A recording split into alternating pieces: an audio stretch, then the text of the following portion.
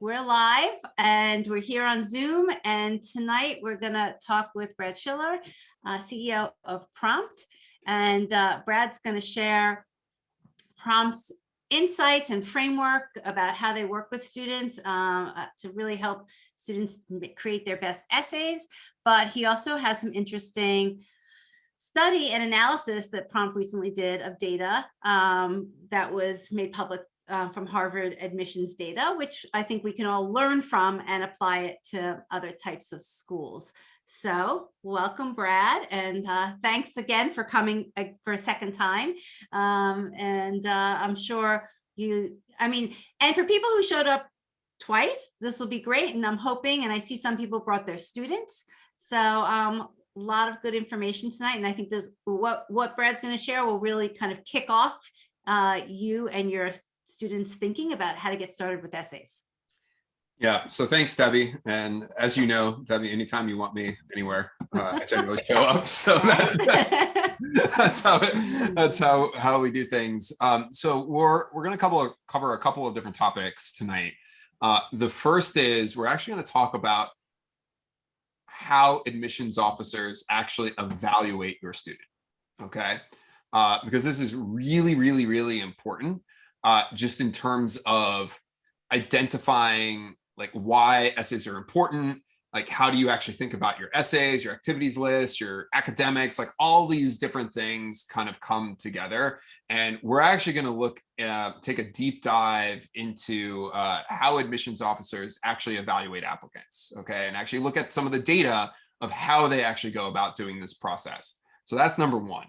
Number two is like, as you will see as we go through that, essays are pretty important, and they're also important within the context of your activities list, additional information, basically all of what we call like the non-academic parts of your application.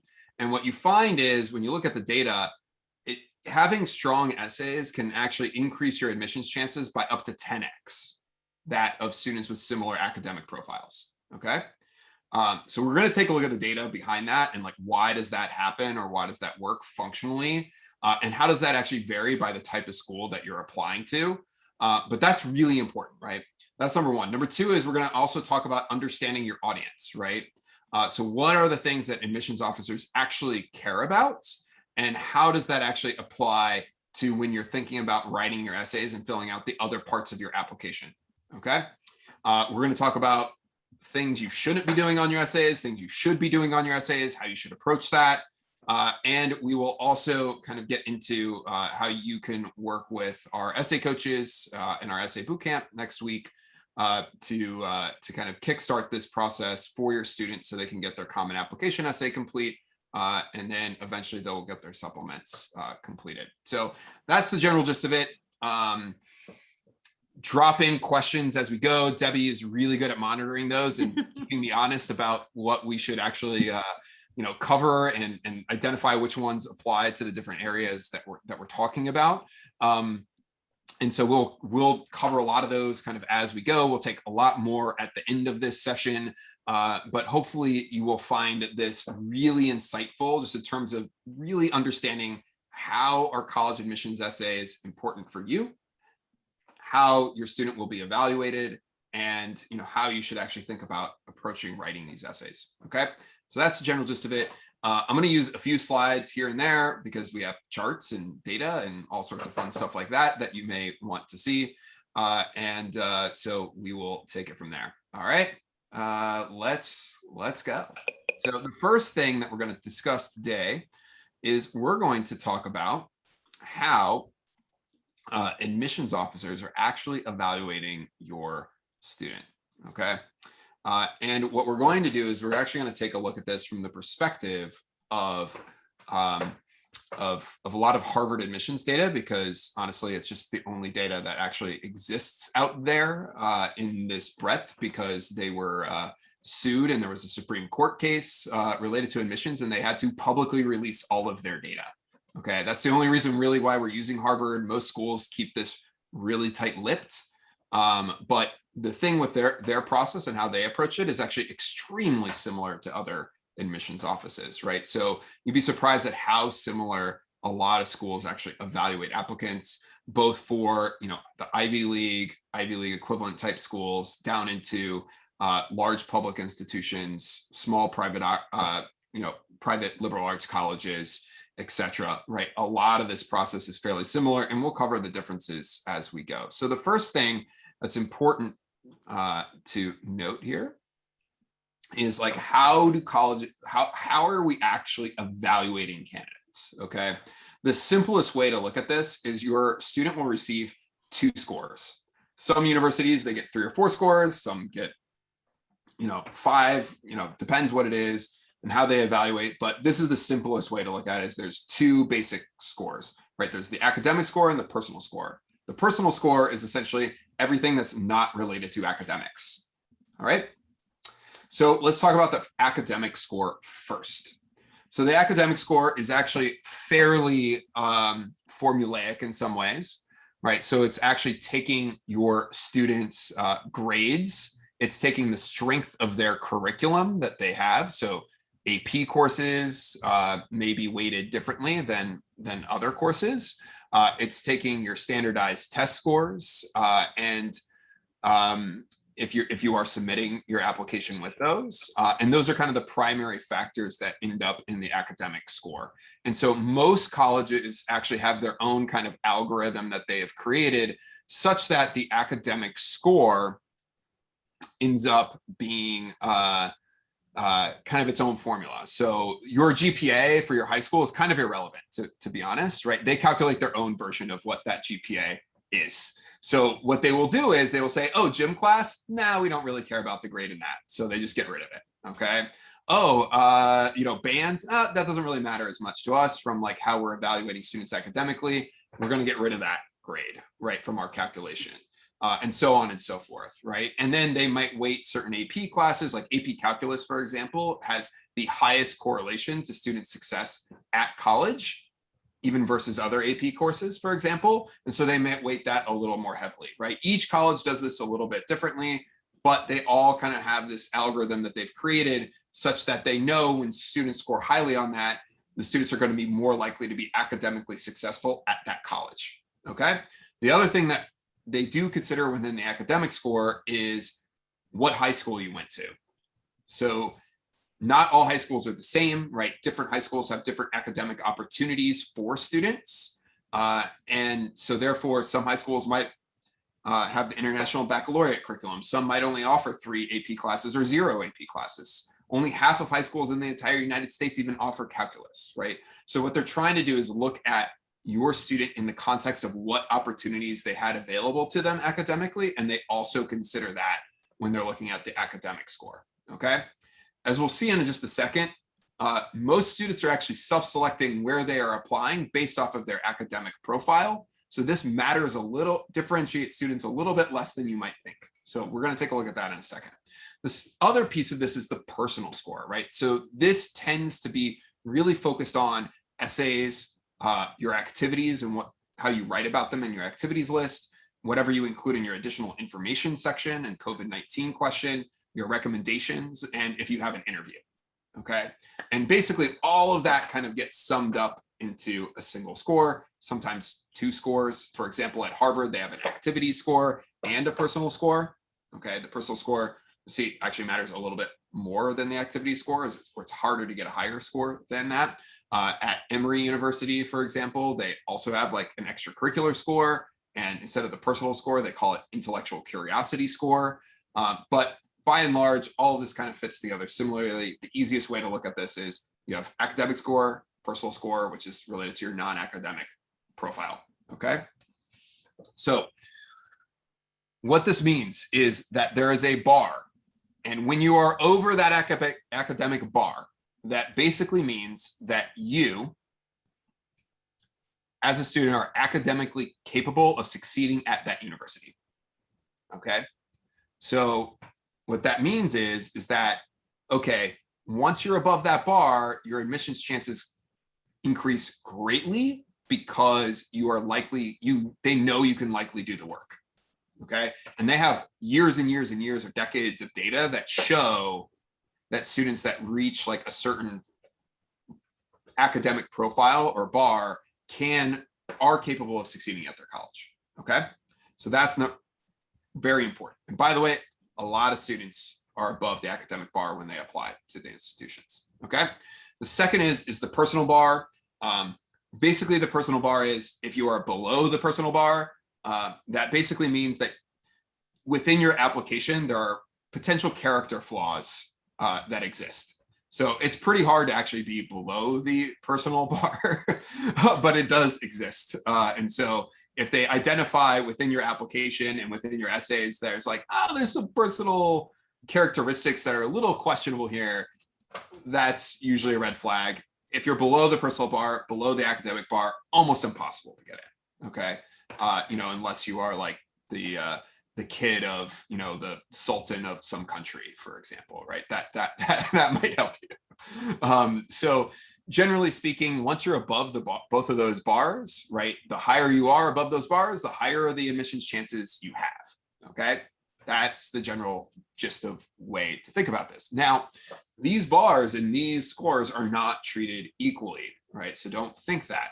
So when we look at this from the academic score distribution perspective of Harvard applicants, 83% of Harvard applicants are above their academic bar.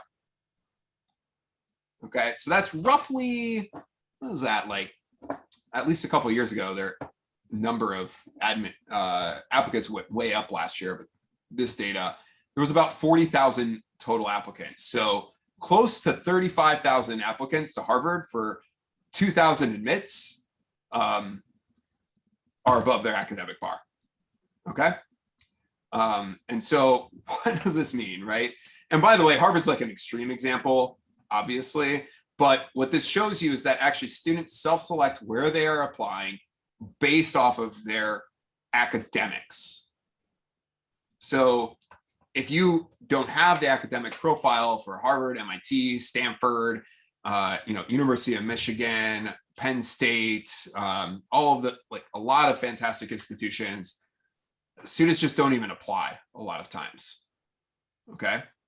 And so the way to look at this is also like 42% of applicants had strong academic profiles, which means that essentially like you're way above the, you're fantastic academically, and these are thousands and thousands of students. And once again, they're turning down a lot of these students because they don't have enough spaces in their class. And we're going to look at some charts later and like how does this vary by school size, but essentially that the number of admits that you have, the higher probability you have of getting in if your academics are really high. Okay, so this is really important to understand, is that the academic profile for where you're applying, you are likely to have a lot of similarities to other students that are applying to that institution. Okay, that's important. Second, personal score distribution. So almost, as we were talking about, almost everybody is above the personal bar. Okay, so generally speaking, a lot of admissions officers will read applications and they're just kind of left, they'll what they call it is they call it reading flat. Okay, which means that nothing special about the student, right? They're similar to the vast majority of other students that we have applying to this particular institution, right? And you see here that below the personal bar, which as I said is like questionable personal characteristics or potentially, is very few students. So what this means is that roughly speaking, 4 and 5 applicants don't differentiate themselves, okay, across, effectively like their non-academic profile, right? And so a lot of students, once again, where they're applying, they're like, hey, I have great academics, I have very strong extracurriculars. Students that tend to have stronger academics also tend to have stronger extracurriculars. There's some good data on that. And so what you end up with is like a lot of students that are somewhat similar. And so we're going to talk a lot about how to differentiate yourself and what colleges are looking for in a bit, but this is why essays are really important. So essays take you from like really strong essays, strong additional information, strong recommendations, the strong written components of the application, non-academic side, can take you into this 21%. And guess what? When you are here, you have a 25% chance of admission versus about 2.5% chance here of admission if you're sufficient. And 75% of all Harvard admits are in this strong personal score bucket. Okay. Really important.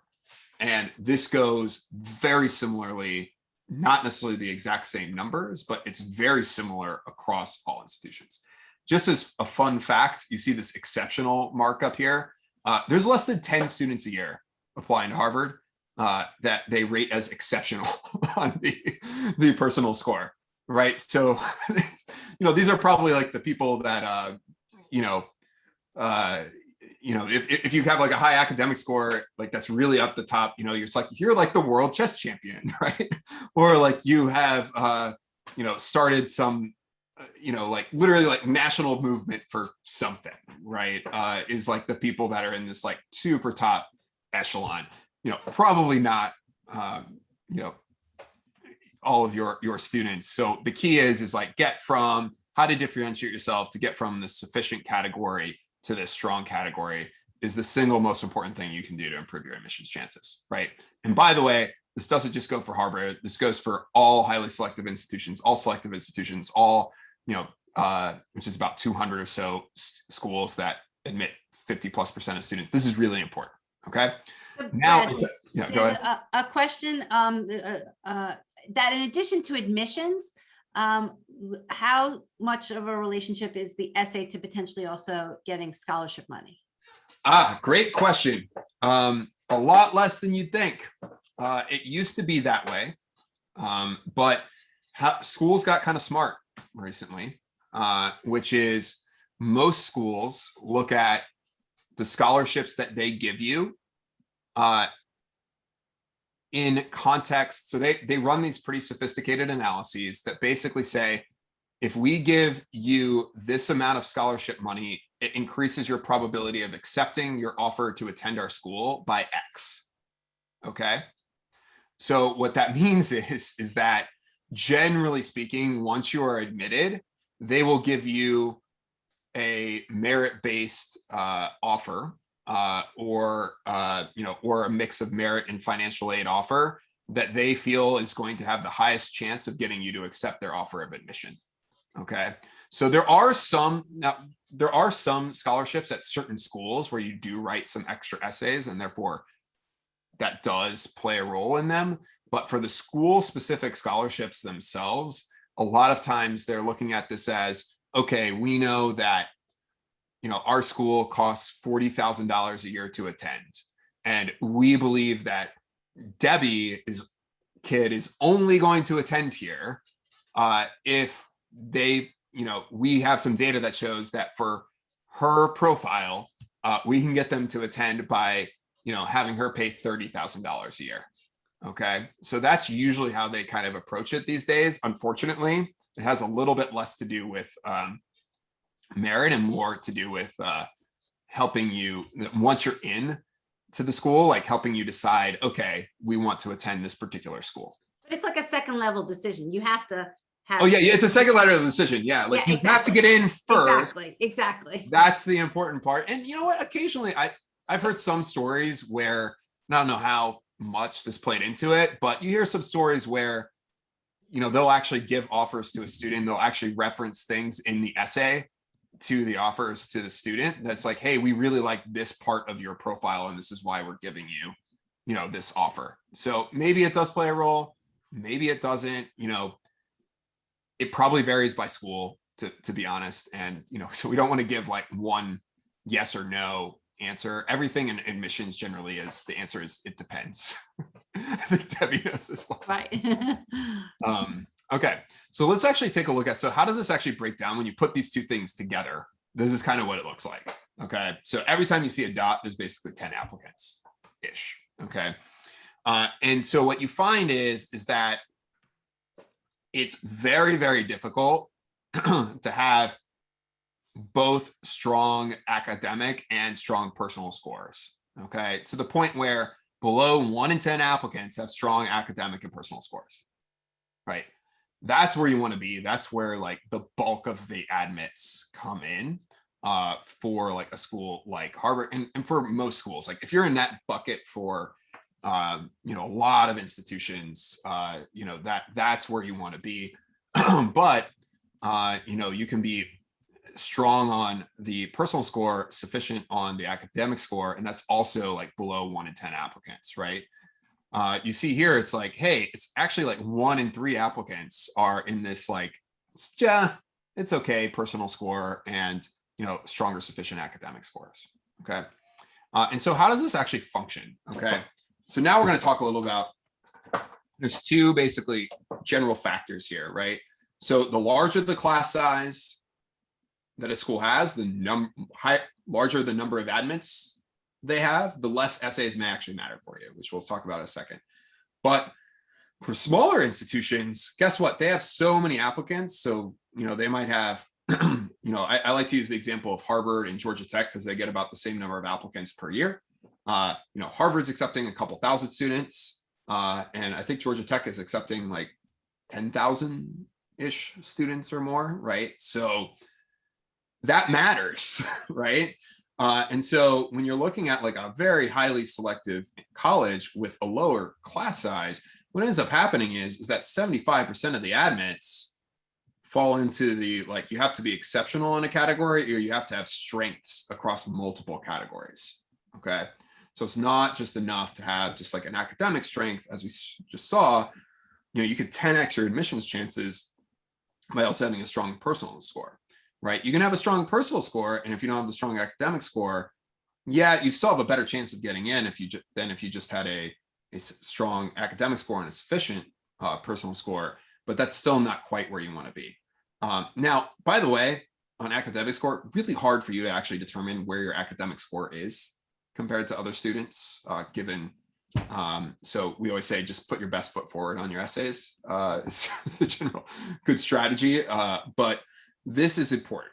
Now, as you actually have a larger class size that gets admitted, this line basically shifts, okay? Or as you have less total applicants, this line at a school compared to the number of admissions, so as admission rate increases, this line shifts. So the point where for students with really strong academic profiles, they may not need strong essays. They'll still get in, okay? And that's totally fine, right? And so for some students that have really strong academic profiles, let's say you live in North Carolina, you're applying to UNC, you're you're one of the top students in your class academically, you're probably getting in. If you have, just don't write that you're a horrible person in your essays, okay? Do yourself a favor, don't do that. But if you're at the point where you're like, I don't know from an academic perspective how you compare maybe to other students in your class or applicants to a given institution, that's when the essays start mattering quite a bit more, because as you see here, you could have a strong personal score but just be above the bar academically, and you will still have a better chance of admission, right? And so this is where really kind of having a decent understanding of where you fit academically helps you determine how important your essays are.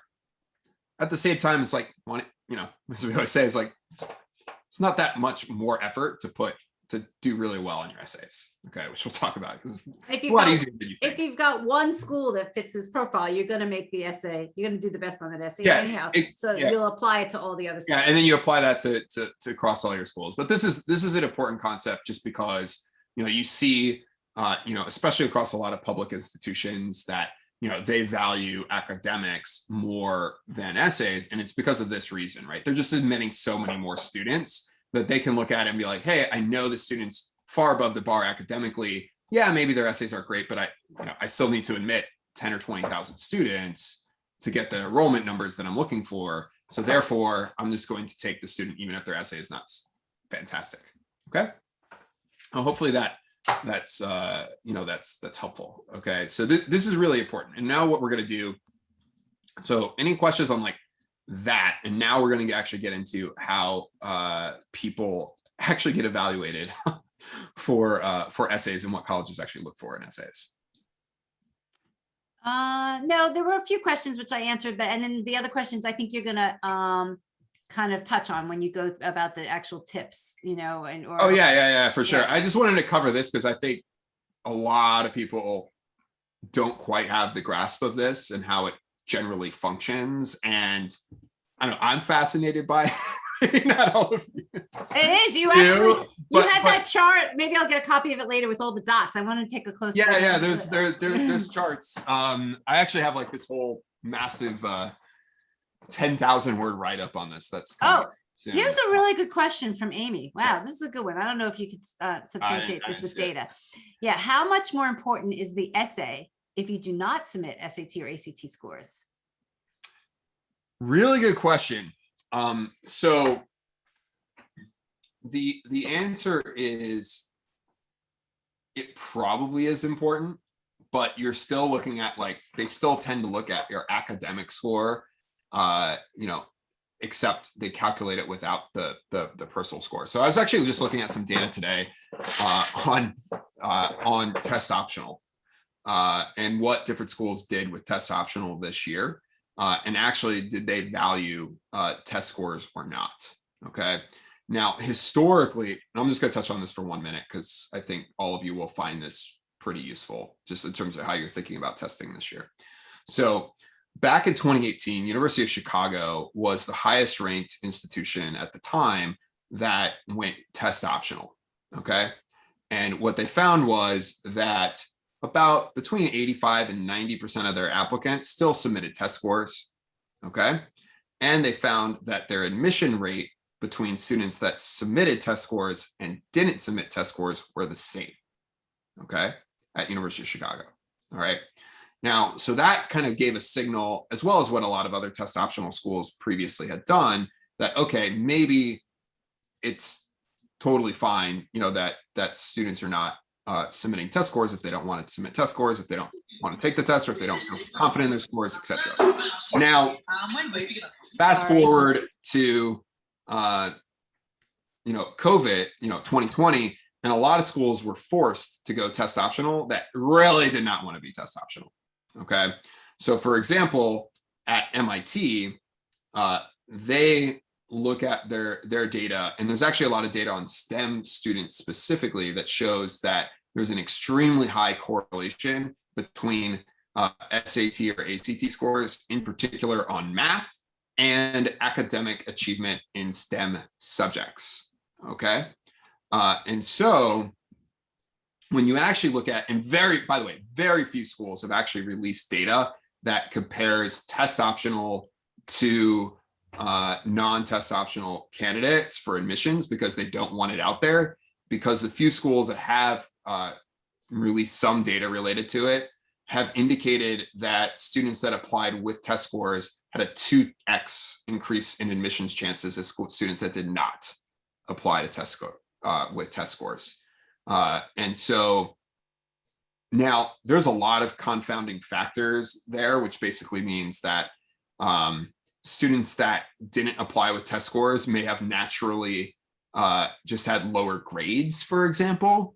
And so therefore would have been below the academic bar, regardless of whether or not they submitted test scores. Last year, we saw massive increases in applications. Like at Harvard was 50+% increase. Other schools had 20-30% increases in applications. And many of those students may not have submitted test scores, and they may have been below the academic bar, regardless of whether or not they submitted their test scores. Okay, so we have to take this data with a little bit of a grain of salt. But at the same time, when you actually run the numbers a little bit and you're like, hey, I took my increase in applications and I compared that across the board, it still shows that they're likely favoring, and not all institutions, but some institutions are likely favoring students that did submit test scores. Okay, so putting that out there, that may be different this year. We will see, but a lot of schools are remaining test optional for this year. I still recommend, like, you know what, if you're not happy with your test score or you don't feel confident in taking the exams, once again, what really matters is your grades, right? Your strength of your curriculum. You are submitting AP scores, which if you're taking APs, and so all of those things are taken into context. So I would not worry about it like so much, but I do want to share that there is that. And essays, if you remove one factor from the application, obviously essays and the other factors of the application start becoming more important, right? So essays would be more important. How much more important? Really hard to say. probably varies by the institution. There was a quote from, I think, the Dean of Admissions at Cornell that said that essays did increase in importance for Cornell. But once again, varies, and really hard to say how much, right? So the key is like, just put your best foot forward in your essays, right? Once again, you want to be confident in your applications that you are submitting, right? If you are confident, even if you don't get in, you put your best effort in, right? That is the most important piece of this whole thing, okay?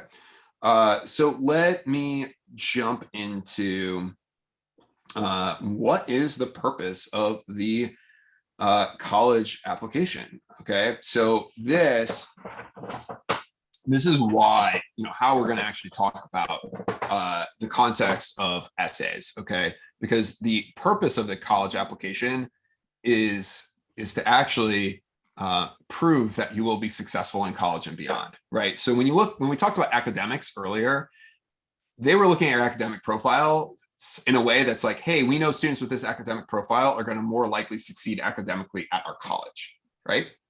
So what they actually care about is that you are going to graduate, you are going to do well in your classes, you're going to positively contribute to the school's community in some way, you're going to have a positive impact on whatever you choose to do in the future, and that this college will help you achieve your goals or put you on a path to achieving them. These are the things that admissions officers care about. Now, there's a bunch of other things and factors that they are told to consider, such as like athletes, for example. They may be like, hey, our band is fantastic and we need a new oboe player. Okay, great. Like, let's go recruit an oboe player, right? It may be related to, we have certain tuition targets that we need to hit, or we have certain ethnic diversity or geographic diversity that we want to hit. These are all other factors, but those are generally things that are broadly outside of your control. So the easiest way to think about this is that you just need to prove that you're going to be successful in college and after you graduate, okay? That's the most important thing. And how do you do that, right? You actually do that through the telling of your experiences related to traits that you have that prove that you'll be successful in college and beyond, okay? And by the way, this is probably the single biggest myth in all of essays, okay? Is that most students that are writing their essays do not understand what their admissions officers are looking for. So instead, what they do is they go to the New York Times and they look at these beautifully written essays. They look at these other beautifully written essays that are online. And guess what? Those metaphors, those analogies, those beautiful turns of phrase, those narrative prose that these essays contain, guess what? None of that matters. Because none of that, me telling you that my mind is like a black hole sucking in information has no bearing on whether or not I will be successful in college. Just none. Okay. Maybe if I'm like applying to be a, not even journalism, maybe like a creative writer, right? And then even then they would be like, well, that black hole example is terrible. Right? So maybe you don't want to use that. But so you really need to think about this from the perspective of like the admissions officers and what they care about and what your audience actually cares about. Anytime you do writing, you have to think about your audience. Your students know this. Your students know that when they write a paper for class, they're considering like, okay, what does my teacher want? How am I actually going to be evaluated on my rubric?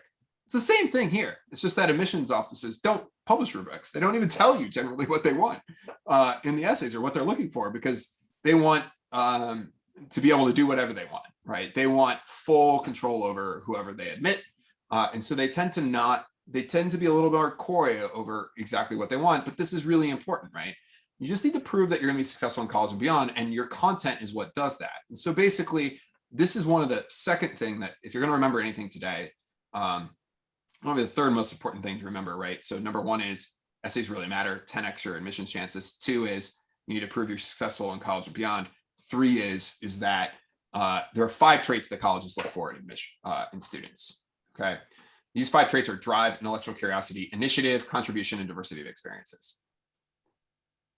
All right, I'm going to talk a little bit about each one, and then we'll likely have some questions. We'll probably talk a little bit about good topics, bad topics, because that's always a question that we get, and it's fun to do. But basically, so why do these matter, right? So drive. So these are students that no matter they find themselves in challenging situations and they get through those challenging situations, but not only do they get through them, they actually succeed and come out a better person. Okay. So schools love students that are driven because they know the student's going to come across a challenging situation in college, and they want that student to be able to persevere through that. And they also want the student, after they graduate, they know they're going to have challenges in life. They want them to be able to persevere through that. So drive really matters. It's actually the trait that matters the most. There's a bunch of admissions officers that have gotten together and they were like, hey, what matters in admissions? Okay.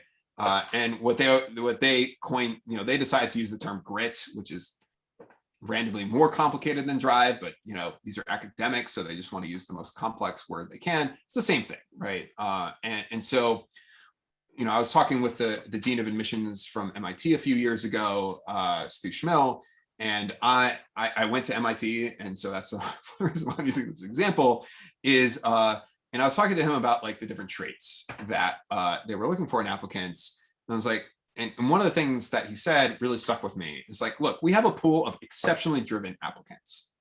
Okay, almost everybody who's applying to our school is driven. But what we are looking for is students that are unusually driven, even in a pool of extremely driven applicants. Okay, and how you do that, the only way you can really tell that is through these non-academic parts of the application, what they write about in their essays, what their teachers and their counselors write about in their recommendations, potentially their interview, activities list, additional information section, all of that, right? So drive really matters. Second is intellectual curiosity. These are students that love to learn just for the fun of it, right? So they have free time, and instead of in the free time just hanging out on TikTok, which, by the way, like I don't know if I still probably don't understand, whatever. Hanging out on TikTok.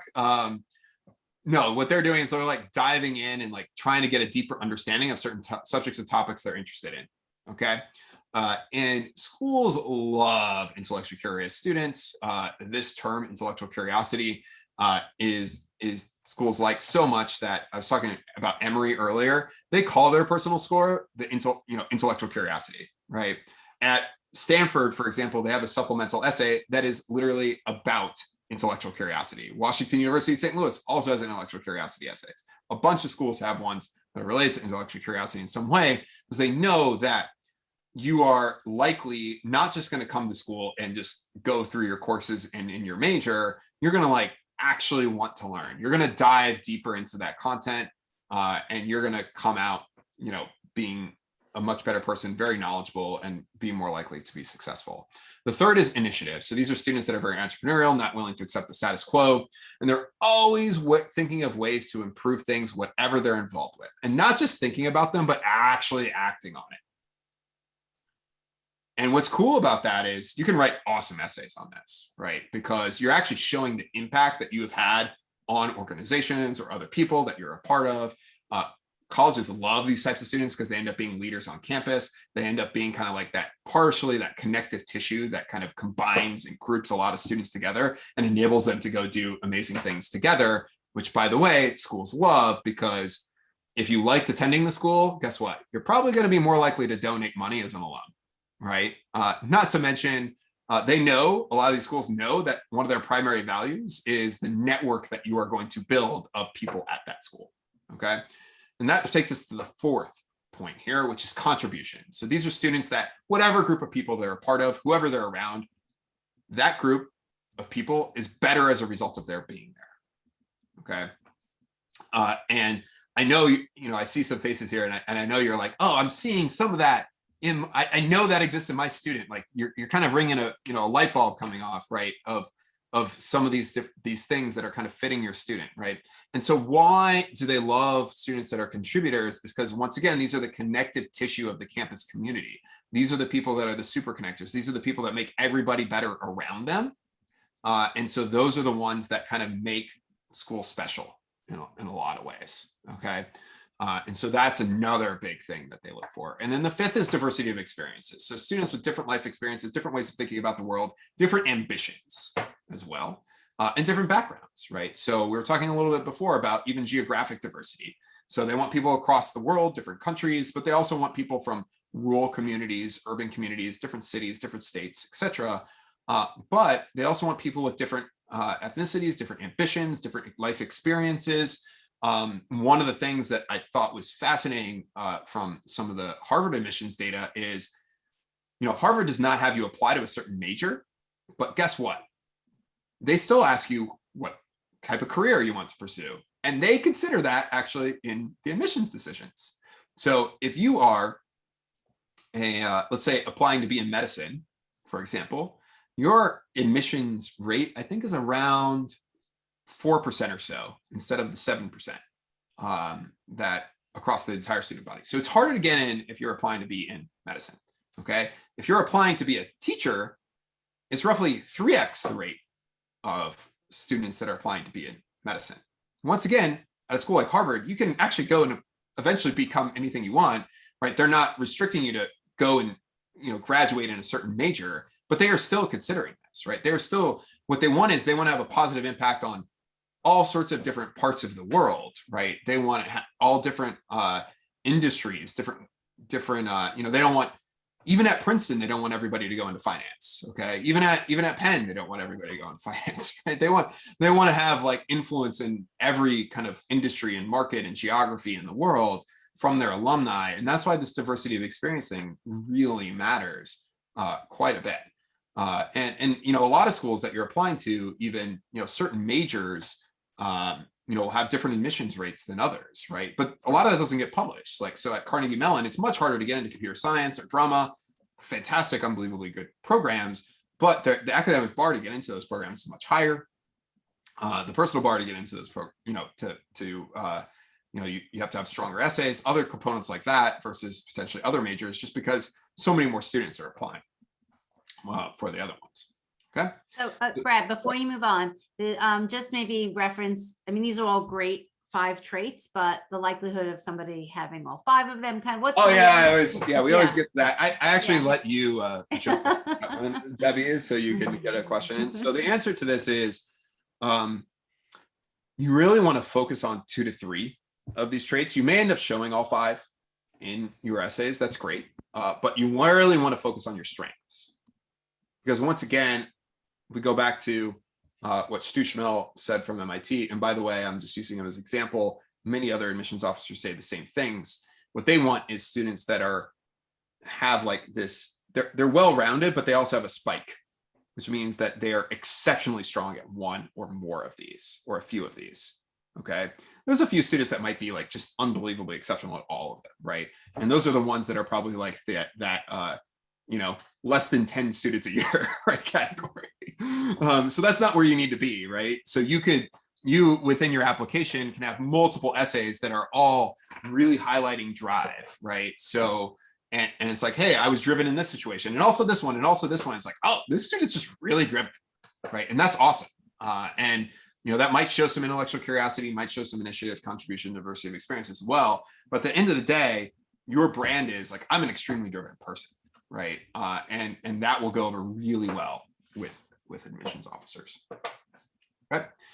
Just a little bit on good topics, bad topics for a second, and then we'll probably talk more about even specific topics later.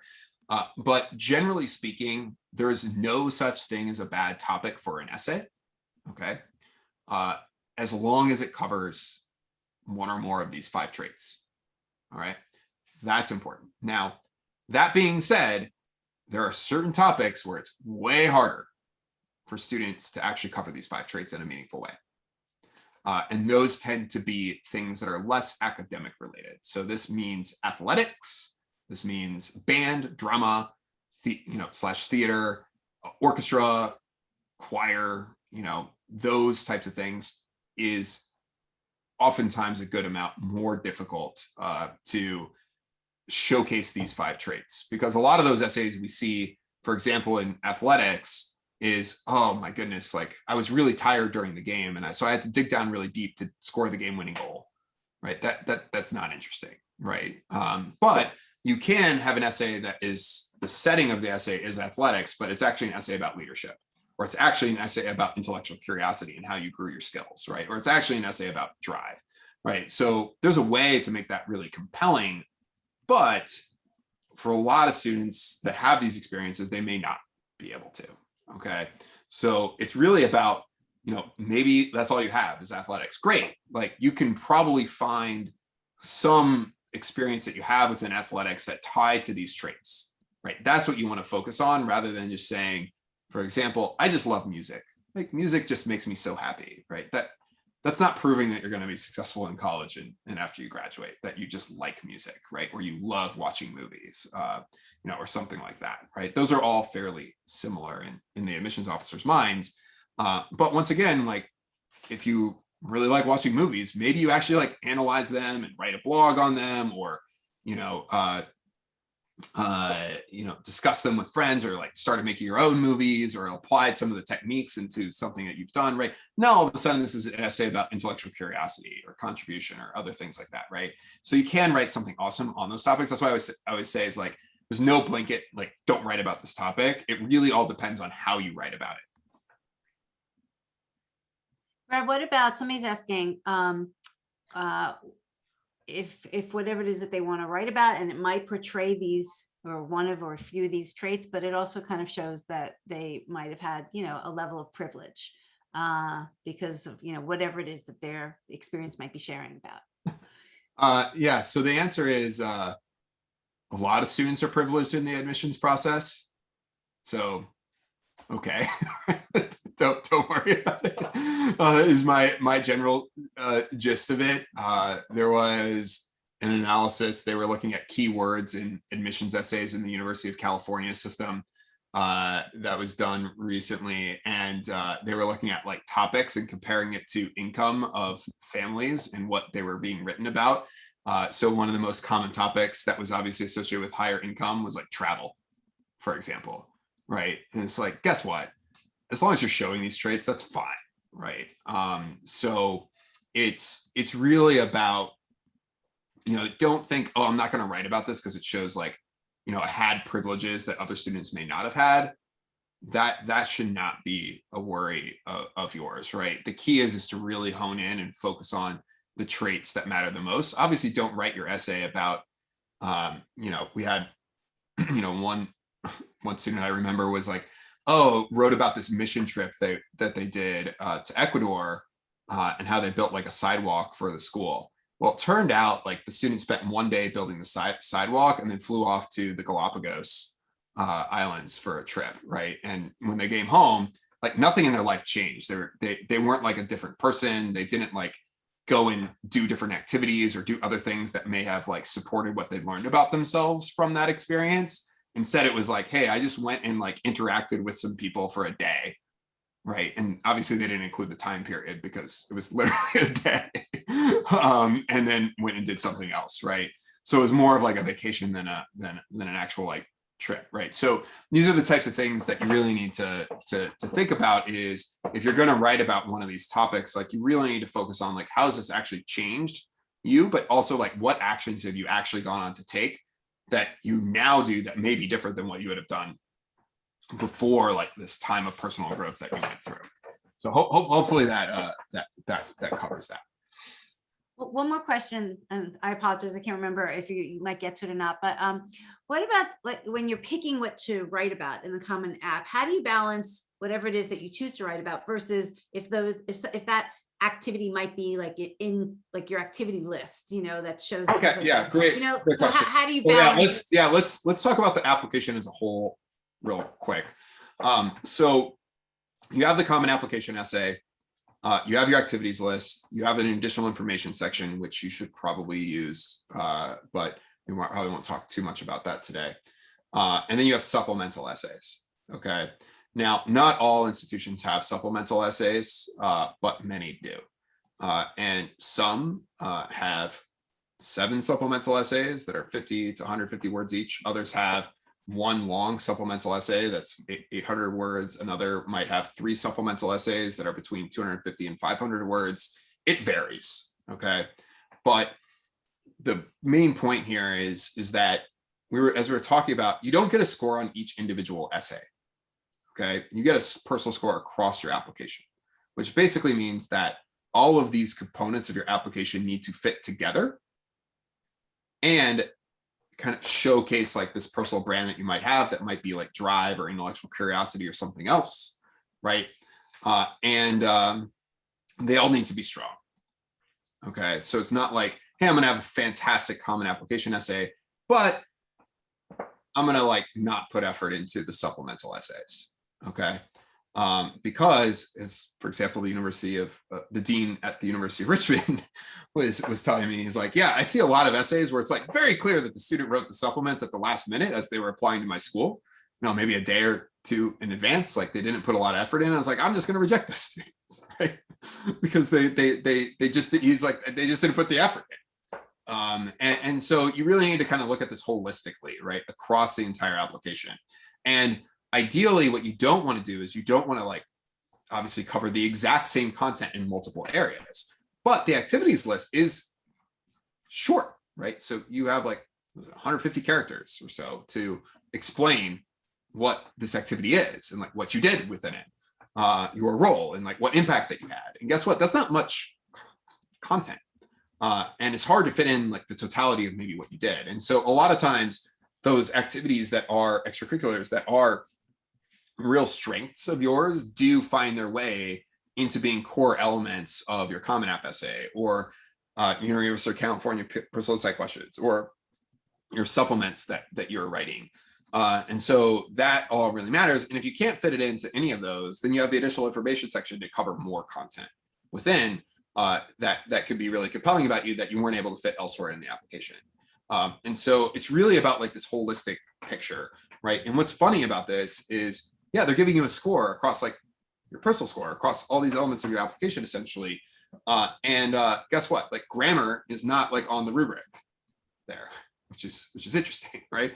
Obviously, you don't have massive grammatical errors in your essays, but the people that are reading these are also not like English savants either, right? So, you know, they're not like reading them for grammatical errors. And for example, in the University of California system, their rubrics for how they actually evaluate essays doesn't mention grammar at all. Obviously, the clarity of your writing matters, but not the like some of these like fine mechanical issues or details that I know a lot of students really are worried about, right? And obviously, it's better to submit something that doesn't have errors within it, but you know, it sometimes doesn't matter as much as you might think, right? So basically, what matters in essays is your content and how you structure it, such that you're presenting that content in a clear way, right? Because your admissions officer, by the way, an average admissions officer, the admissions officer spends an average of 8 minutes reviewing the entire application. Okay. Obviously that varies, right? Some students get way more time than that. You know, they might even get a half an hour across the entire admissions committee, but others might get a few minutes because they're clearly not above the academic bar. But you know, the average is 8 minutes. So they're reading and going through these applications and having to evaluate them very quickly. So they need to be able to identify the important and relevant information very quickly. Okay. Other questions or things that have come up, Debbie, or we could talk about college essay week. No. Well, this maybe kind of relates. Somebody's asking in general, like how long do students spend? How much time do they spend writing essays? Like how much did you expect, you know, that this is going to take? Well, the good news is I was going to give a joke of a long period of time, but the answer is it's not much. Mm-hmm. You don't actually need to spend that much time.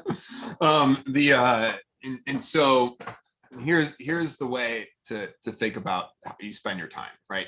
So what do we learn about, right? We learn about content really matters. We learned about presenting that content in a very clear way really matters. Like coming up with some really creative metaphor, analogy, those types of things matter a lot less, okay? So what that means is that your students, and by the way, you also don't have to like spend like 20 hours like refining every single word in your essay. Like that doesn't matter, right? So what this basically equates to is, let's say I'm writing my common application essay. I'm probably going to spend maybe, if I'm a student, 6 to 8 hours total on that entire essay before I'm done, okay? And that's actually a good amount of time. Now, and by the way, they can get that done literally next week, right? And takes a huge weight off of your student's chest. So that is really important. It's like you actually don't need to spend as much time, but what's really important is that to be confident in your essay, you ideally want people that are guiding you through this process such that you're getting really high quality feedback every time you write a draft. So you know exactly what you need to do to improve your essay. Too many times we see the students that spend a really long time, like months, working on their essays and maybe like 50, 100 hours working on an essay, is because they're going out to their friends and they're saying, hey, can you read my essay for me? And their friend has an opinion and their friend actually has no idea what the audience actually cares about. Okay. So now they're making all these changes and all these adjustments to their essays because they have a friend or friends that are reading their essay, or a family member that's reading their essay, and they don't actually understand what are the admissions officers actually going to evaluate students on. They have their opinions based off of some other random information that they may have seen or heard about online that may actually be incorrect. Okay. And so now you have all these students that are constantly getting all these different inputs and making adjustments to their essays in ways that actually may not even strengthen their essay. We see hundreds of students every year that come to us within days of the admissions deadline that effectively need to start over again because they're coming to us for a final check, a final approval that their essay is good. And if it turns out that their essay is not good, okay, it's not touching on the things that their audience actually cares about in the essay. So they start over again. And guess what? They complete a much better essay and they know it's better within like 2 days. Okay. And they've just spent 2 months thinking about this essay. So the key is like, start with, making sure that your student, and you can help them now also that you have an understanding of what colleges are looking for in essays too, right? Is making sure that at each step in the process, as students plan their essays, they're thinking about what do colleges actually want to know? How do colleges want this structured in a clear way? As they're revising their essay, they're getting really strong written feedback on their essays such that they know exactly how to improve their essay from the perspective of the content, structure, sentence level, clarity, grammar, readability, all of those types of things. Like, how can you do that, right? And so what we find is that, for a common application essay, 6 to 8 hours. Certain supplements might take, your first supplements you write might take 3 to 4 hours each. But as you get good at writing those supplements, you can start reusing content across multiple schools, and some supplements might start taking you like an hour to get done, right? Or less. And so what we find is that students that are applying to highly selective schools, so a lot of highly selective schools, which are about the top 30 or so schools in the country that also have a lot of essays, might be writing 30 or 40 essays or more. But they are spending maybe 100 total hours themselves, or maybe a little less than that.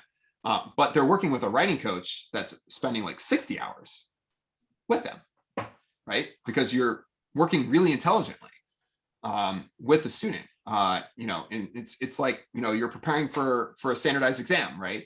Getting tutoring for a standardized exam, you're practicing, you're learning kind of like how to do this. So that way you can perform independently later. And it's the same thing with essay writing, right? As students start understanding their audience better, they naturally write much better first drafts later that then enables them to spend less time on the essays as they go and as they complete their applications. So that's really important, right? You want to work intelligently related to this. And students that we work with, a lot of them finish all of their essays for all of their top choice schools before their next semester even starts. Okay. And then they go into the semester and they're like, hey, I'm done with that. And I'm enjoying senior year. I'm concentrating on my activities. I'm concentrating on the things that I enjoy. I'm concentrating on hanging out with my friends, and my friends are just working on their essays, right? So it's just something to think about or consider, is that it actually takes a lot less time than you think it does. You can start getting that stuff done now, which is great. And you can be confident in what you're submitting, right? Essays are not rocket science. There's, while they're not exactly formulaic, right? Because every essay is like quite different, right? That you still need to touch on a lot of the same themes, a lot of the same traits, a lot of the same things that colleges are looking for, right? And so that's the general gist of it. So one last question, Brad, then we can talk about ways that people can get more help. But what about the UCs? And a lot of them, I mean, not a lot, they've gone test blind now. So what's the thought, related to the personal insight questions, for that process, and how much weight they play in the admissions? Yeah, so it's It's super interesting with the University of California, and they're not quite as open as you would like them to be with kind of how they weight everything. And granted, literally every school is like that. So I guess it's kind of hard to complain. But for the University of California, the personal insight questions do have quite a bit of weight. Now, this past year, I did see some students with exceptional essays and personal insight questions not get into institutions because their academics were not as strong as other candidates, right? So when you think of some of these public school institutions, they will take students that are, because they get so many applicants, right? And the UC's had a massive increase in applicants last year.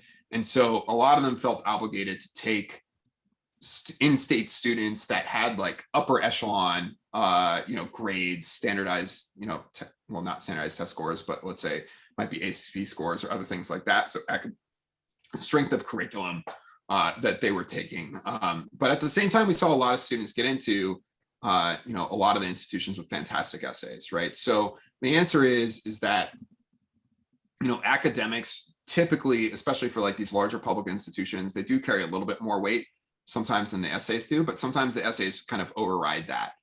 So for example, the University of Washington process has both an academic and a personal score, and how they evaluate candidates is they usually just set the overall score for a student as the same as the academic score, almost regardless of what the personal score was.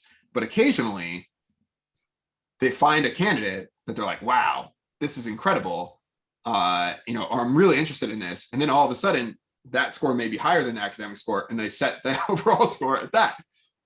And by the way, there's no rhyme or reason really sometimes, to be honest.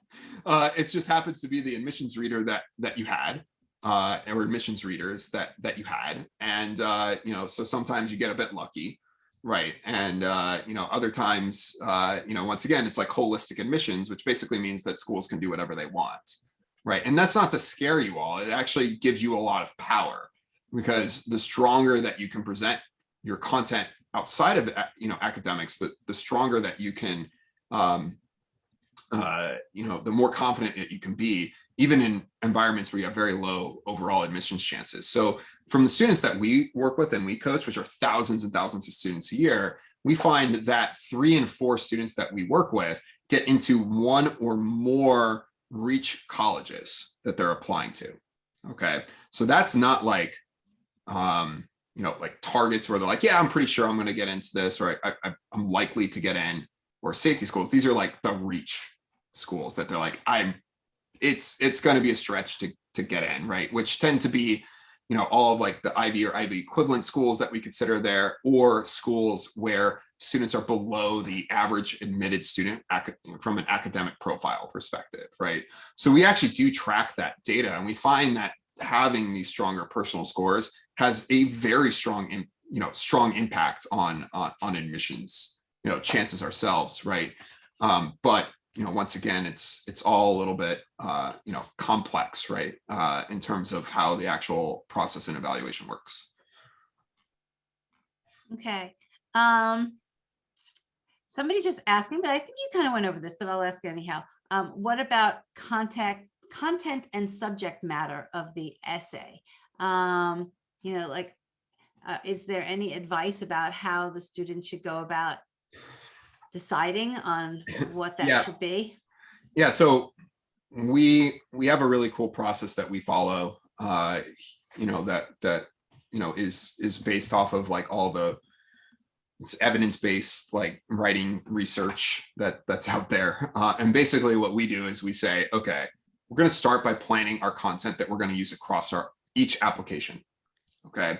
Because we're going to understand what our audience wants. Then we're going to identify content that we have in our experiences that match with what our audience wants. Okay.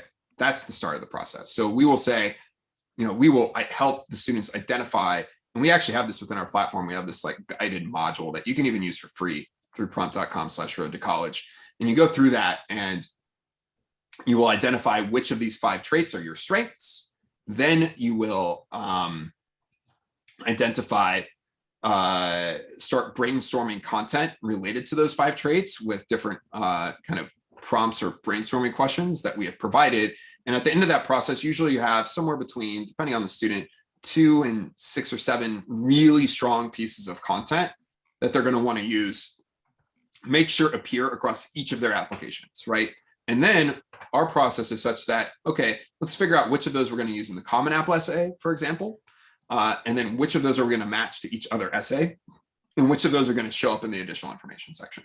Okay, the key is you want to make sure all of those get covered on each application, because that's the overall story that you're trying to tell. And like your overall, like, hey, I'm this really driven person, or I'm really intellectually curious, or, you know, so on and so forth, right? You could tell that story across your totality of content. And now we just need to make sure that that is very clear across the entire application. So when we work with students, you can just work with us on the Common App essay, but we'll work across all, like every written component of your application, right? So we're doing the supporting the essays, the activities list, the supplements, the additional information section, COVID-19 question.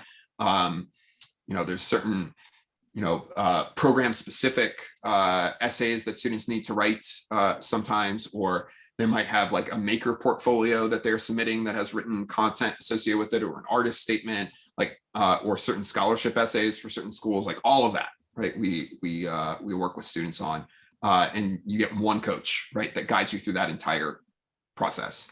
And we also have and this is for all of you parents out there, we also have somebody that we call a POP internally, which is a proactive outreach person, which basically nudges your students to make sure they get the stuff done on time, right? So we're like, hey, let's agree on a deadline. And it's, that's hey, so cool. if you haven't done that, then guess what?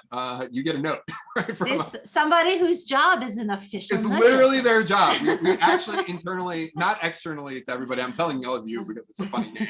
We actually call them their pop, right? Like literally like their dad that is bugging them to get it done when they're supposed to get it done, which by the way is highly effective, right? Because we know that essays and writing is really daunting for a lot of students. And that's why when we're working with them, for example, when we're talking about, hey, here's what you're going to write about in your essay, let's actually write about like the first couple sentences together of your essay. So that way they get started such to the point where they feel confident. And they're like, okay, I can keep rolling with this myself now. And then we're like, hey, we want this essay, the best time to write is right now. So I want to see this within you better submit this within 2 hours right at the end of this call.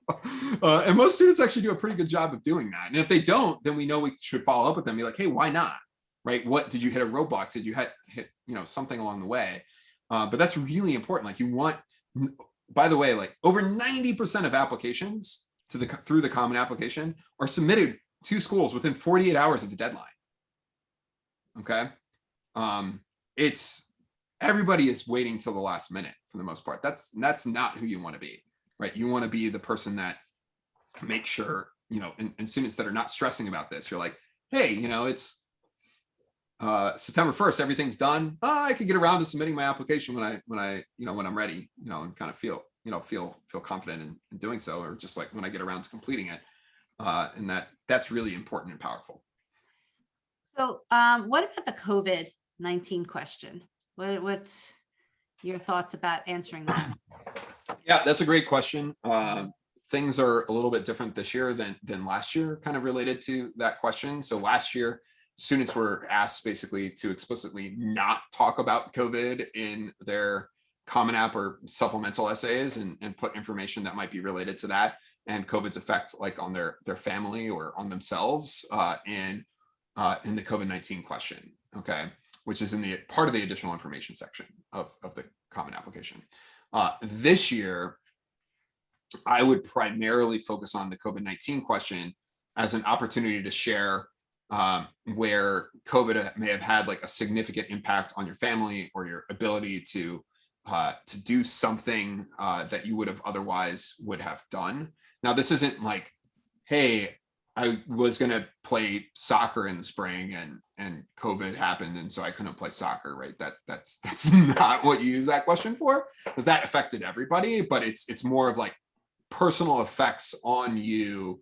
It could have been, oh, my parents actually, had, lost their jobs. So we didn't have income as associated with that. Or I had to take care of my younger siblings while they were doing virtual school. Like I had, a second grader I was trying to keep in front of a screen for virtual school, like, and so I was basically helping them with their work, the whole time while my parents were out working or doing something else, right? So these are the types of things that kind of get covered in that essay, that are kind of these extenuating circumstances that may not fit within other parts of the application, right? You don't want to use your common application essay to explain, hey, here's all the stuff that was really bad that happened to me during COVID. Rather, you might say, hey, here was an effect that happened as a result of some stuff with COVID. And that might be 2 sentences in your common application essay. And here's like what I did about it, right? And here's how I grew as a person. Here's how I changed. Here's how I view the world differently. And, or I became like really intellectually curious about something, right? Or I, use this as an opportunity to, and they showed like initiative or drive, right? So it's a little bit different this year than last year, but there's still a good, many students may feel like it would be valuable to use that question. Okay, so we have 2 options, or 2 different ways that Prompt has kind of put together. If you want to have any of the Prompt writing coaches work with your students, these are really 2 very affordable but very quality ways of getting help. And I'll just like mention them, but Brad, maybe if you can give some more detail about them. So here's what I'm going to do. I'm actually going to pull up the actual website, which may be useful to do. And so what you want to do, so we have a college college essay week next week. We highly recommend doing it. Your kid will just get their essay done right within a week, which is really compelling. We have 2 options. One is an essay bootcamp, which is like in small group sessions where we have live sessions where they're led by our coaches, where your students kind of interact with them, start creating their content, brainstorming content, ask questions of our coaches. Our coaches come around, have conversations with each of the students. The student writes their first draft and they get 2 rounds of feedback on that draft. Okay. So that's really important. And so that's one way that you can work with us next week, and your student should have their essay done by, a week from next Monday, essentially. So by like Monday or Tuesday, like, so the 29th or 30th approximately of June, and they'll be like, great, you're done, all set. And so that's one way to work with us. The other way to work with us is one-on-one coaching. And so in this case, you will be assigned an essay coach. You will do one-on-one video sessions with them to brainstorm content that you're going to use across your applications. And then you're going to also have another call that you will focus on outlining your common application essay together and starting to write your common application essay. Okay. Once again, like, all this work is your students' work. Like, we're just there to kind of make sure that they get their questions answered, but also that we're guiding them through this. Like, hey, we're asking them the right questions that kind of get them to the right place where their content's going to be really strong. And then you actually get multiple reviews of each draft of, your essay. So the typical student, and by the way, like, all of this is like as much as needed, right? So if you need extra video coaching calls, great. If you need a bunch of reviews of your essay, great, that's fine. But most students find what they do is they will do 2 video coaching calls kind of at the start of the process, right? One to brainstorm all of their content, second to identify what to write about on their common application essay, and to start writing, create an outline, start writing it, and then they will write a draft of their essay, get feedback on it, write a draft again, get another round of feedback, write a draft again, get another round of feedback, and then they'll revise it and kind of submit it to us for a final check, right? And they're done, right? So usually students are getting 3, maybe 4 rounds of feedback on their essay. The first round of feedback that they get usually has them making some pretty significant modifications to their essay. Students are usually pretty shocked by the amount of feedback that we provide them, because it's way more than their teachers can ever provide, because we actually have the time to do it. So usually the amount, our written feedback is usually longer than the essay it is itself, for example. Our coaches spent a lot of time and really go into depth with, like, how should the student be thinking about this, and how is the reader, the audience, actually going to perceive this, and how can they strengthen their content, because a lot of students, even if they have a pretty good plan and a pretty good outline for their essay, will still leave kind of significant opportunities on the table to improve their content within the essays that they write. So I highly, highly, highly recommend that. We have a lot of people that are already signed up from Road to College for both the boot camp and the one-on-one coaching. When you are done with either of these, you can always upgrade into doing supplements, your activities list, etc. with us. The pricing for that, because we always get questions on this, depends on the number of schools we're working with you on and how essay intensive those schools are. So generally speaking, the top 30-ish ranked schools by US News, and I hate using US News rankings because there's all sorts of problems with them that I won't talk about today, but approximately top 30 US News schools have a lot more essays than other schools do. Okay, so we consider those essay intensive schools. And so those have a bit of a higher price because we just spend a lot more time with those students. So generally speaking, you can upgrade on this one-on-one coaching. If you want to work with us on your top 3 choice schools, you somewhere between like $700 and $900, and you get like all your supplements, your activities list, etc. for your top 3 choice schools done. And there's also other options to work with us across all of your schools. So it's really up to you, and you can kind of decide as you go what you want to do. You can always call us and talk with one of our essay coaches about what's the best solution for you. But a really good way to get started and just make sure you're kind of like, hey, I'm going to get my common application essay done next week, is to start with one of these 2 options. If you're not available next week, you can always sign on for one-on-one coaching, and you can start that anytime. It's one-on-one coaching. We don't really care when you start it.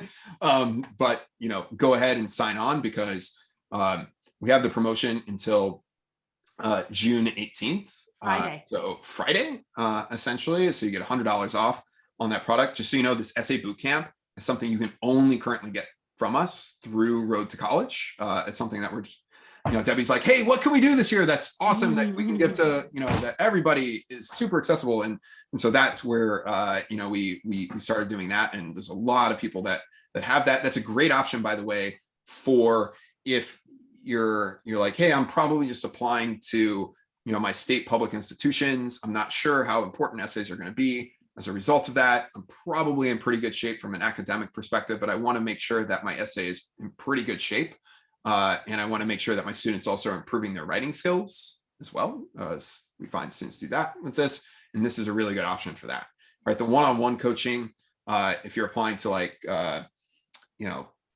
small liberal arts, private liberal arts colleges, if you're applying to public institutions that are out of state, where, or really hard programs to get into, like some computer science programs, if you're applying to like Ivy or Ivy equivalent schools, this is a really, really good option for you, because you go in super, super, super deep, with content and structure and all the fun writing stuff. Okay, so a few other logistic questions. One is about the size of the group, the groups in the boot camp. The other is about, are you working with the same essay coach with one-on-ones? And the third, which is a very good question, is there's a lot of other, or there are other essay helping services out there. How do you kind of, what's different about what we're offering through Prompt versus doing it with another place? Yeah. So great questions. So when you're working the one-on-one, you get all this, it's the same essay coach, the whole admission season, like for whatever that you eventually need done. Okay. So that's really, really valuable because your coach and the student, they really get to know each other. Okay. And so this is a great option, especially if you have a pretty good idea of the, types of schools your students are applying to, and you're kind of doing the college search and other aspects of the application on your own. You can kind of plug in and work with an essay coach and have fantastic, applications that you're confident in. So that's number one. Number two is, like, if you do the boot camp and you're getting your essays reviewed, those essay reviews, and you have 2 reviews per student, both of those will be done generally by the same coach, right? Because we like to see kind of the essay progress with the same coach and keep the feedback kind of consistent for that student. Okay. So a couple of things there. Now, in terms of why you should work with us, we are by far and away the world leader in college admissions essay coaching. This year, we will support 25 times, actually, as many, like from a volume perspective, as many students and essays as the next closest company. Okay, so that's number one. Number two is that we have a process that we know works. Okay, we get multiple acceptances at every single top 50 university in the United States and also globally every single year, across our students. Now, granted, we work with many, many thousands of students, so great, right? But the main point here is like the process really works, and it's actually based in evidence of, from writing research. Because guess what? Like, we're not just a college admissions essay coaching company. We support tens of thousands of students on improving writing skills globally. Okay, so it's not just about this essay for us. It's actually about improving your students' writing skills, so they're going to be more likely to succeed in college and be able to also apply those skills in the workforce, which I could talk for days about all of that, which I'm not going to today, but that's also really important. So you'll actually see your students' skills improving. Third is the quality of our coaches. So we get thousands and thousands of applicants to be coaches every year with us, and we accept 2%. Actually, it's a little less than 2% of the applicants that we get. Okay, so that you are getting the absolute best coaches in the world, and within that, we have a very rigorous process where we are actually tracking each of your students. We have very rigorous kind of like quality control mechanisms, as well as like our coaches kind of operate as a community. So we have these cool people that are called writing coordinators that our coaches are consistently interacting with. So when they see something within an essay they want a second opinion on, they're like in real time, like talking with our writing coordinators about that and kind of solving that problem, within that essay, and like, how do we want to approach this, or how do we want to think about this in supporting this student? So that's also really critical. And as I said, the process really matters here, because what you don't want is your student kind of procrastinating until the last minute. You want somebody that is proactively like engaging with your student and following up with them to increase the probability that your student is actually going to get their essays done earlier, and ideally before the start of next semester, right? So generally speaking, the overall timeline that we work with students on are, one, we're going to get started with the common application essay now. Okay, we're going to get that done now. Your students are going to have a plan with what are they going to write about across their entirety of their application. Now they're going to have that plan. Then, as schools are releasing their supplemental essays, which some of them have started doing, but all of them generally do by about August 1st, when the common application gets released, that's when we're going to start working with them on their supplements. And we start with, number one, if they're applying to the University of California, we start with those, because those are 350-word essays, so they're a bit longer on certain topics. And so students do really well to take those longer essays and shorten them as needed for other schools. So that's number one. Number two is we'll then focus on the schools that are the students' top choices, okay? Because we want to make sure that the student is putting forth a lot of effort into those specific essays, and then other essays for other schools that they're applying to may effectively be derivatives. So in other words, similar to the other essays they wrote for their top choice schools, but may need slight modifications for them as they go. Right. And so then we kind of work through that entirety of that process. And we're tracking students where, hey, you're applying early decision or early action to these schools. Let's like make sure we're focused on getting those done. And then we'll move on to the other schools later. So we have an entire process. We're tracking every single student where they're at in this. We're proactively following up with them. And we have a very, very, very rigorous training program where we, train our coaches, and we use a lot of the same training program where we actually train like high school counselors. Like, we're known for that. We have hundreds of schools that actually work with us or recommend our services to their students. And so that's one, like the totality of reasons to work with us. But also, by the way, we tend to be half to a third of the price of most other coaches. So FYI, you do some research, feel free to do some research on that. But yeah, we are generally speaking, far less expensive as well. So another question was, what if my student hasn't finished deciding what their whole list of schools are? Oh yeah, you should. That's totally fine. And basically what we do is that's why you start with just sign on for the common application essay. And then as we figure out your other schools later, then you kind of upgrade to working on your supplements. Okay. So if you find, hey, we're just doing the common application essay and we might need just 1 or 2 supplements reviewed, great. Like there's an option for that. Okay.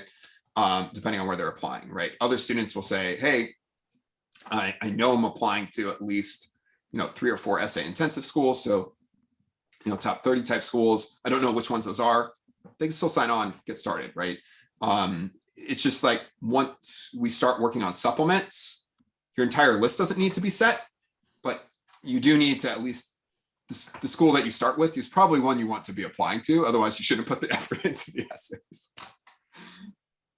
So, and I'm going to be really honest and open about this. I'm glad you guys know that I have a son. Well, I have 3 kids, but my son is my youngest, and he went through college admissions last year. And we used Prompt, for helping with his essays. So I say that because we're not, I do know Brad for a while, but that's not the reason. Yeah, we've known each other for years, actually. yeah. But it's not the reason why I've partnered with him. It's really because I truly believe that I love that they have a framework and a process to help your students. And I've honestly had firsthand experience with the quality of their coaches. And I thought that they were top notch, really. The quality of the comments that my son received last year and looking at his essays, I was like, oh, that's a really good point. I hadn't thought about that one, and so it was really, I think, for the money and for the quality, you really won't get a better service elsewhere. So just really, that is my well, it is a biased opinion, but it is my truthful comment that I'm willing to share if anybody wants to ask me personal questions about it. Absolutely willing to. And one final thing, because we're doing something kind of fun tonight as well, is that I had our team actually give an extra $10 off tonight of each of these. Ooh. Depending on when our team turns that off, which should be theoretically by about midnight tonight, but our team might be asleep, so it might not be till early tomorrow morning. but currently, so if you sign on now and go to prompt.com/college, you can get an extra $10 off if you sign into one of these this evening. Highly recommend doing that. If you have any questions, you can chat with us actually on the prompt.com website. We have like a little chat mechanism for doing that. You can also email me any questions that you might have, brad@prompt.com. So BRAD@prompt.com. But we have a guarantee for everything that we do. So if you come and you're like, hey, my student doesn't like this, or it's not really working for me, you get a full refund with that. And the reason why we do that is nobody asked for a refund ever, really. Mm-hmm. We can do that because we know that what we're delivering is fantastic. And just so you know, on the essay boot camps, I think there was a question on like what's the group size, and I think I forgot to mention that. But it is, generally speaking, the maximum is a group of 10 students per one facilitator. Okay, that's usually the maximum that we try to go to, but a lot of these end up being like, we'll have like 5 to 7 students many times. And let me just add one more thing, and this is a parent to parent thing. Again, I had 3 kids, and each time I thought I was starting this process earlier in the summer with them, but you cannot start early enough, meaning like, I will confess, we did not start in June last year, and I wish I had. I mean, we weren't like late, but I realize now, like every kind of, month, a few weeks, you can start earlier. It just makes your life and their life easier. And you want them to be able to kind of breathe and relax a little bit before school starts. So I highly, highly, highly recommend to get as much done as you can before school starts. Yeah. And the one thing I will say is, you may find you have other experiences over the coming months before you submit your application that you do want to make sure gets included within this. But the good news is is that it's easier to figure out where to fit those in to the essays that you've already written than to just say, I'm going to wait and then try to figure it all out later while I'm still while I'm studying, while I'm doing all these other things, all my activities and extracurriculars, all this other stuff in school, right? And our coaches are there to help you with that, right? So, you're like, hey, I'm actually going to add this in, but, I'm going to be way over the word count. So one of the things our coaches are always doing, and I'm always doing, is helping students identify where can they reduce word count so they can fit so more. much easier to be over and reduce. Yeah. That's when we say write a first draft, it's we see drafts that are 800 to 1,000 words sometimes, but you know what? Guess what? That 1,000 words can probably be written in about 300 words, generally speaking, for most of these kids, because they've never really had to really be concise in their lives. And that's a skill that we teach them. Right. So another quick question about the boot camp. Do the students have to come with topics and subjects that they want to write about beforehand, or will that? No, so the boot camp here, the first one that you're going to do is really about brainstorming and identifying content. Now, we give you a homework assignment before the boot camp. You don't have to do it, but we highly recommend doing that or doing it before the one-on-one coaching session. So you use the time the best. Because within our platform, we actually have some really cool stuff, right? So we have an entire curriculum on college essays that are used by tens of thousands of students. And you will go through and you will say, hey, complete this application plan exercise so you can start thinking about what are the traits that you want to show? What are the content that you could cover with those traits? And then you're coming to the conversation already having thought about a lot of these things. We help you refine that and expand upon that. And then you can start figuring out how to identify what you're going to use, right? So this all kind of fits together such that you don't want to ever show up ideally for a session without having put some thought into it ahead of time, so we can best kind of utilize all the time together. As I said, it doesn't matter if your kid does not do that, that's fine too. We find 30-40% of kids don't do it. And so they still end up with a great outcome, but it does just kind of create a better overall experience for them. Also, within our platform, which you'll find, and if you just create an account, we have this really cool thing where you just input the list of schools you're applying to, and we just list every essay that you need to write associated with that. So, we kind of help you keep track of and manage this whole process of getting all of your written content done for your applications and getting it done on time. So, Brad, there's a question, and if you don't have the answer to this, maybe we can follow up. But somebody is asking, a few people asked earlier, if they start with the boot camp and then they realize that maybe they really needed one-on-one, can they upgrade to that? Oh yeah, you can totally do that. All you have to do is reach out to us, and we'll get you set up and upgraded. We do find that, roughly speaking, more students do select the one-on-one, and families do select the one-on-one than the boot camps. Granted, we don't offer the boot camps for everybody, so I'm just going to talk to road to college students. About 2 to 1. So about twice as many are selecting the one-on-one than the boot camps. But once again, it's completely up to you and your situation and your decision, right? For some students, as I was talking about before, the boot camp makes a lot of sense, just kind of based off of where their current plans are for college lists and applying and that sort of thing. And you might find those plans change, and then you can upgrade into something else later. You can always do that. Okay. Well, we have a question on future boot camps. It depends on how many people are requesting future boot camps. I would say it is likely, but we do not have them set on the calendar at this point. So if you can make next week, we highly recommend doing it. Or if you want to use the one-on-one, we highly recommend just going and doing that now. These discounts are available now. We're not sure exactly what we'll do in the future, but there may be future discounts, there may not be, but we highly recommend just getting started now, right? Okay. Darcy said, can you make a follow-up list if you do a boot camp?